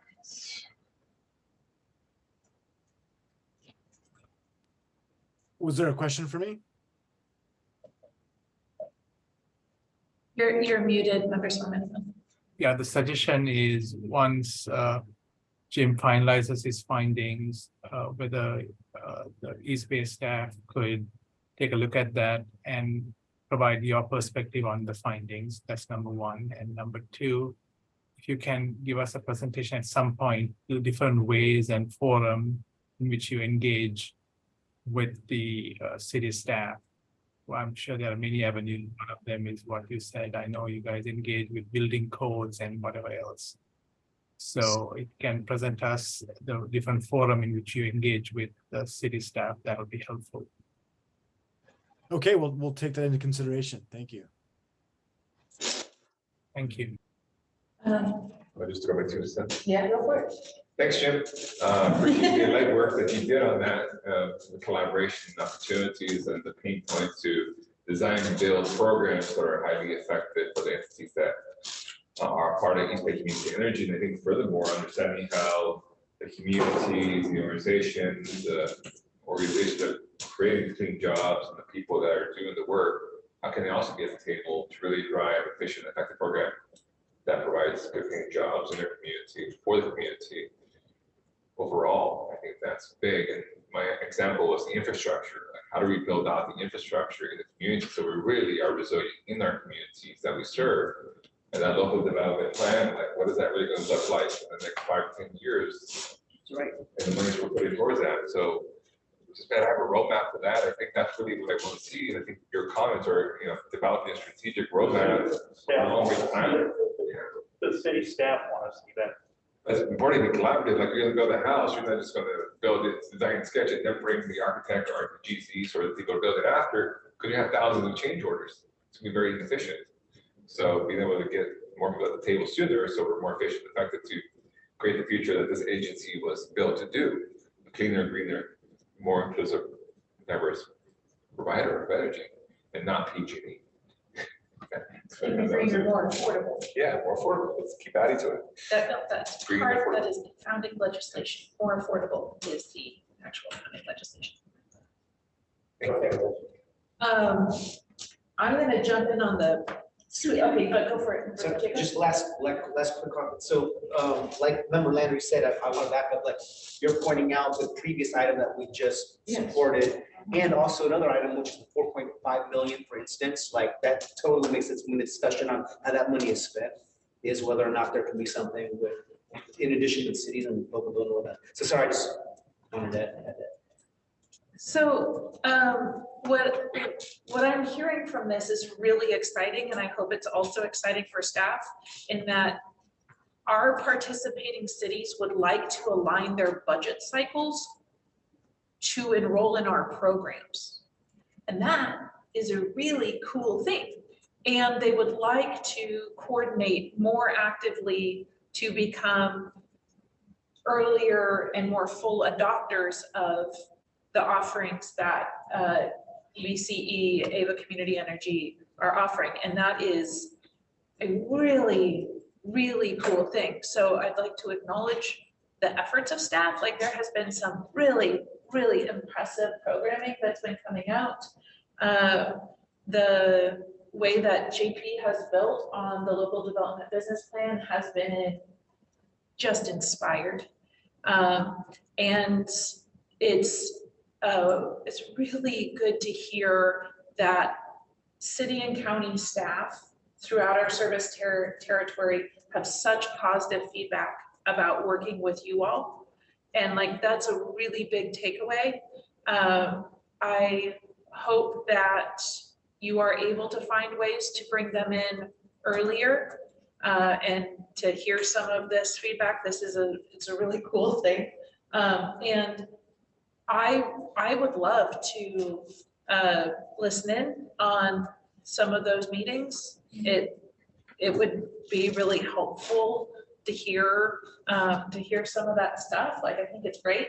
So I want to acknowledge the initiative that Member Litz had in doing this work. Members of this body are able to come forth with ideas and say, hey, I really care about this thing. I want to do this thing. And we'll be bringing it to the board, and this report will get circulated to them as well as the follow-up whenever the last cities happen. I know that's your cup overfloweth. But thank you for doing this work and for your dedication. And thank you to staff who are receiving such really very genuinely positive feedback from this. So I will close this item with like mad props, but also like I would like to continue working with you to find more ways to engage CAC members with their member jurisdictions and ways to get involved.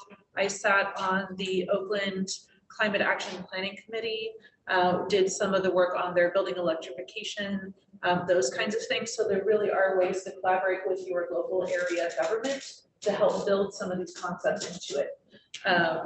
So with that, I will close this item and move to CAC member and staff announcements, including requests to place items on future CAC agendas. Oh, actually, and can we make sure his presentation is linked online? Cool, thank you.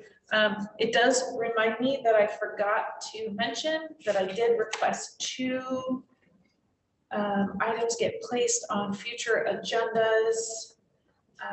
And I had it up and then I lost it. So let's see if I can do this from memory. At the board meeting, I requested that something along this lines, coordination with sustainability staff and members get added to the agenda, as well as the update of the 5-year update of the local development business plan and review. So just so you know that happened. I would like to start something, which would be the CAC awards.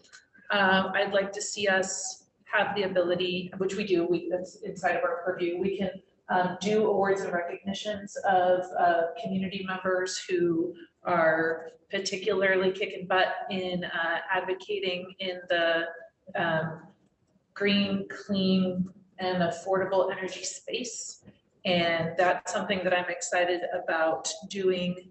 The first chair of EVCE, Supervisor Scott Haggerty, gave chair awards. And I'd like to see us do something similar. So if you can think about folks and then just send that to me personally, this would be very beginning discussions around that.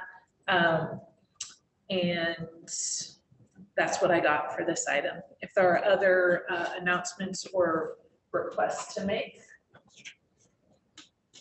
Yeah. I would add to understand how we would sort of partner with the state and how East Bay Community Energy can really strengthen the grid and put more resources in it, like building battery energy storage systems, as example, locally in our jurisdiction. So I think understanding how the governor's bill bring more clean energy solutions to the state, how can East Bay Energy leverage that, and if the resources they have really invest in their infrastructure.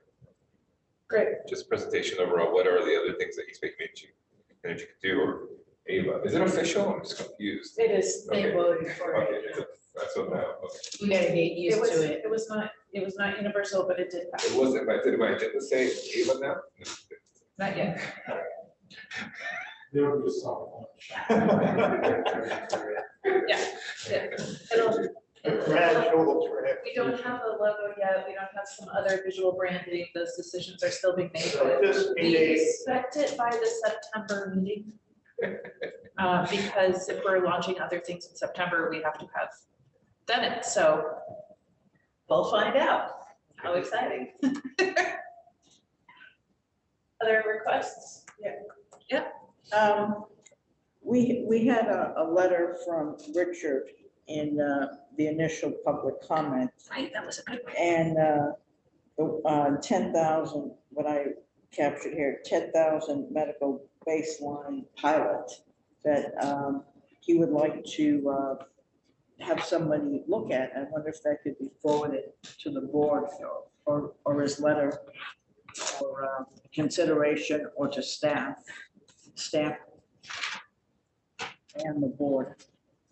I don't know what you think, Ann, Olivia, but I think if it's Okay, something that's free, yeah. What is the pilot? It's, yes, it's a pilot for the medical baseline. is that letter Is that using a Tesla power storage? It was received. Oh. Not reversed, but, and so I will forward it. For power, for medical basically. It's the same guy, about the same investment. If advantage of the money. For that. All right. Are there other further?